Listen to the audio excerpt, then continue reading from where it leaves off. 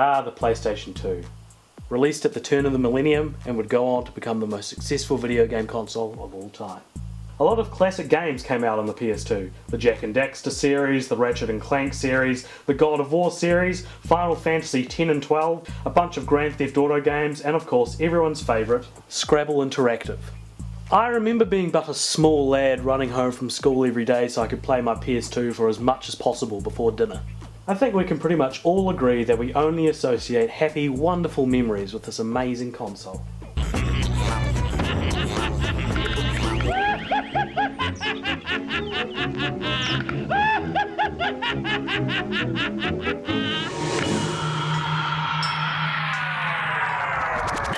Oh yeah, I remember those now. Hidden in the deep dark recesses of your early 2000s memory bank, you may rediscover the absolute horror of the PlayStation 2 commercials.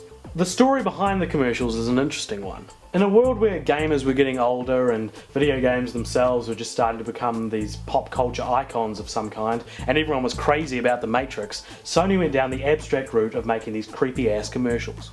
Each of these obscure, nightmarish ads, some of which were directed by David Lynch of Twin Peaks and June, adopted the slogan "The Third Place," which referred to the community building philosophy that humans needed a place away from home and work, like playing video games. Though I'm guessing Sony were also playing off the idea that the third place was somewhere separate from reality and the normal.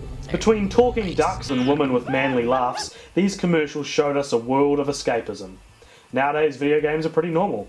Everyone has an Xbox or a PlayStation or a Wii. Gaming is more popular than ever now, but in the year 2000 it was still considered kind of otherworldly. I think these ads were playing off the niche idea that not only were PlayStation games separated from the norm, but they were also of the future.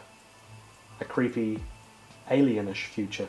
They argued that like Salvador Dali paintings or art house films, video games too deserve to be thought of as an art form. In the 80s, all the console commercials for Nintendo and Sega, all aimed at younger children, played off the gimmick of kinda bullying each other, claiming one was better than the other. These PlayStation 2 ads, aimed at a market that was getting older, instead ignored the competition and claimed that PlayStation 2 was better than life itself.